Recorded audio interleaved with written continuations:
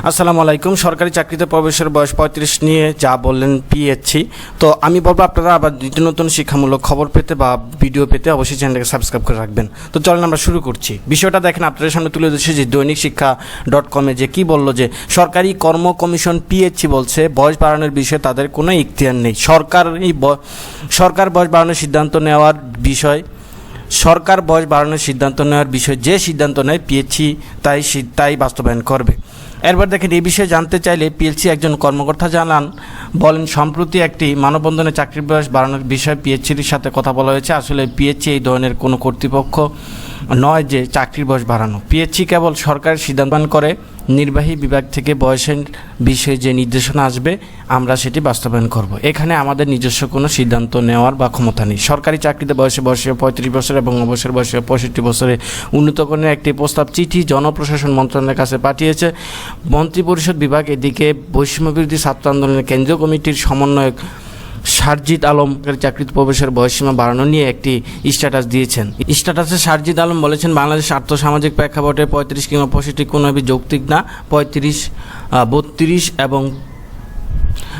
এবং 60 নিয়ে ভাবা যেতে পারে।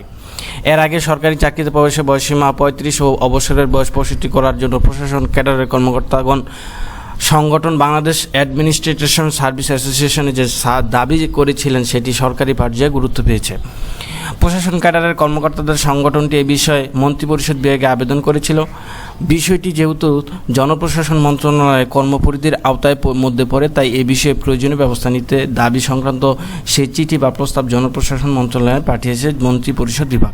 মন্ত্রিপরিষদ বিভাগ সূত্রে জানা যায় এই বিষয়ে কোনো সিদ্ধান্ত হয়নি, শুধু এই সিদ্ধান্ত যে প্রস্তাব পড়েছিল সেটাই হচ্ছে জনপ্রশাসন মন্ত্রণালয়ে পাঠানো হয়েছে।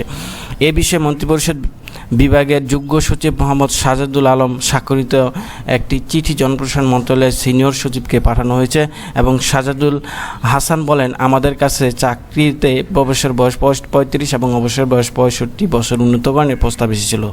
আমরা তা জনপ্রশাসন মন্ত্রণালয়ে ফরওয়ার্ড করেছি। এই বিষয়ে কোনো সিদ্ধান্ত হয়নি। আমাদের কাছে এ সংক্রান্ত একটি প্রস্তাব জমা পড়েছিল, সেটি জনপ্রশাসন মন্ত্রণালয়ে পাঠিয়েছি। বর্তমানে চাকরিতে প্রবেশের বয়সের সাথে সর্বোচ্চ বয়সসীমা 30 বছর আর অবসরের বয়সসীমা 59 বছর।